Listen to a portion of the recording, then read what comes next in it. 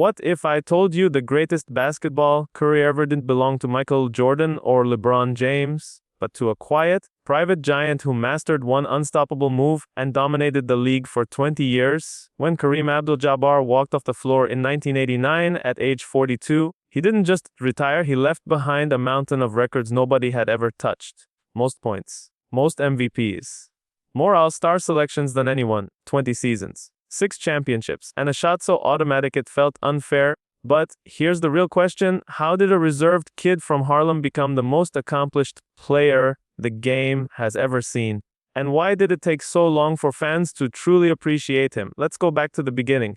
Before he was Kareem Abdul-Jabbar, before the sky hook, before Showtime, he was Ferdinand Louis Alcindor Jr., a towering kid in New York City who couldn't blend in even if he tried.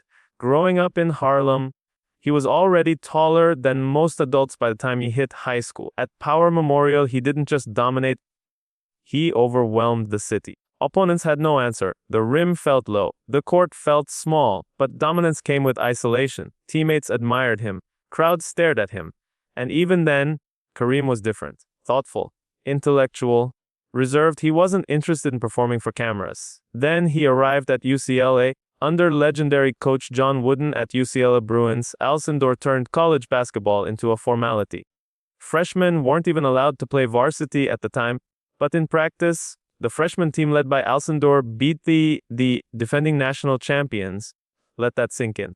Once he stepped on the varsity floor, it was over. 3 national championships, 3 Final Four Most Outstanding Player awards, multiple National Player of the Year honors. He didn't just win, he ruled the sport. So when the Milwaukee Bucks selected him first overall in 1969, the league was ready for its next dominant center. Bill Russell had just retired. Wilt Chamberlain was nearing the end. The throne was open, and Kareem took it immediately as a rookie. 28.8 points per game, 14.5 rebounds. Rookie of the Year. The Bucks jumped from irrelevance to 56 wins in one season. That's not improvement. That's transformation. But what happened next changed everything.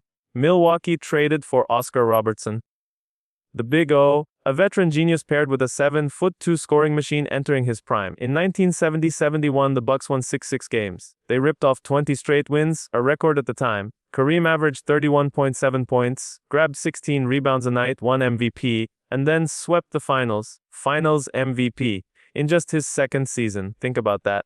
Second year in the league, already champion and best player alive. And he was just getting started. The following season, 34.8 points per game. Another scoring title, another MVP. By his 5th year, he had 3 MVP trophies. 3. In 5 seasons. But during this rise, something bigger was happening. Before the 1971-72 season, Alcindor converted to Islam and changed his name to Kareem Abdul-Jabbar, meaning noble, powerful servant.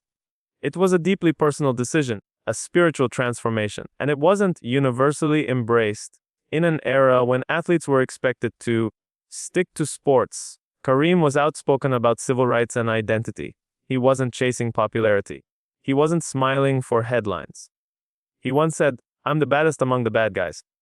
Fans didn't always know what to make of him. So let me ask you, if social media existed in the 1970s, would Kareem have been celebrated or criticized even more?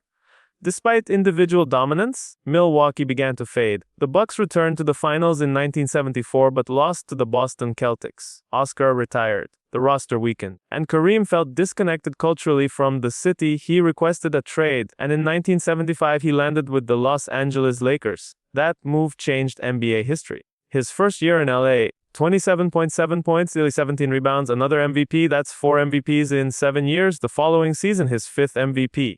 Tying Russell's record. But the Lakers weren't winning titles yet. Playoff heartbreak followed. Critics started whispering.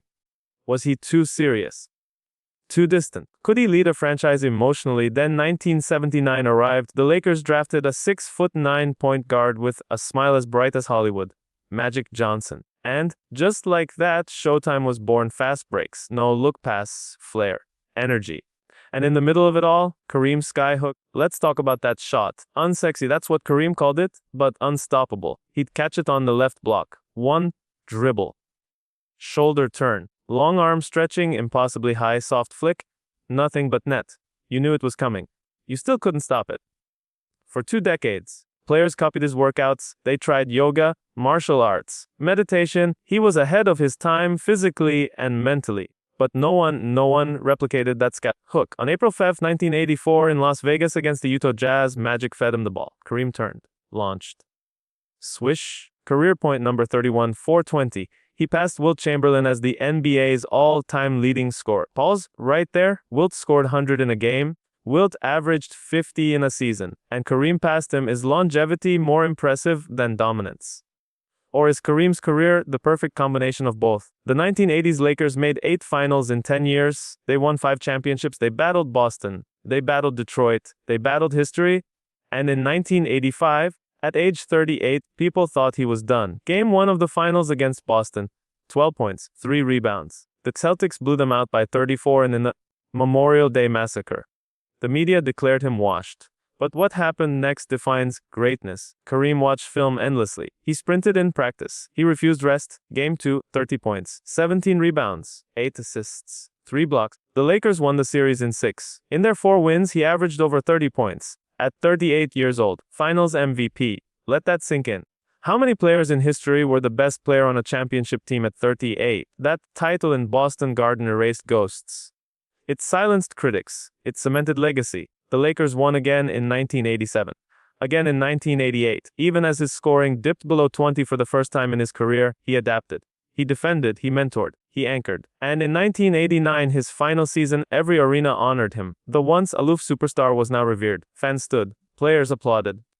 Coaches saluted. 440 rebounds, 389 blocks, 559 shooters, 19 All-Star celebrities, selection 6 MVPs, 6 championships, 6 MVPs. Think about that. Michael has 5, LeBron has 4, Kareem has 6. So why isn't he universally crowned the GOAT? Is it personality, era, marketing? Or did we simply take sustained excellence for granted? After retirement, he continued impacting the game and society. In 1995, he entered the Naismith Memorial Basketball Hall of Fame. In 2021, the NBA created the Kareem Abdul-Jabbar Social Justice Award, honoring players committed to social change. His influence went beyond basketball. He didn't just outlast critics, he outlived eras. He bridged generations, from Wilt to Magic to Jordan's rise. And here's the final thought. Kareem wasn't flashy, he wasn't loud, he didn't chase cameras, he chased mastery. 20 seasons, 1 unstoppable move. 6 MVPs, 6 rings. No player in hoops history achieved as much individual and team success. So now I'm asking you, does Kareem Abdul-Jabbar belong at the very top of the GOAT conversation? Or is he already there, and we just don't talk about it enough? Because greatness doesn't always scream. Sometimes it hooks you into history. If you love deep NBA storytelling like this, stay locked in. Because legends deserve to be remembered properly.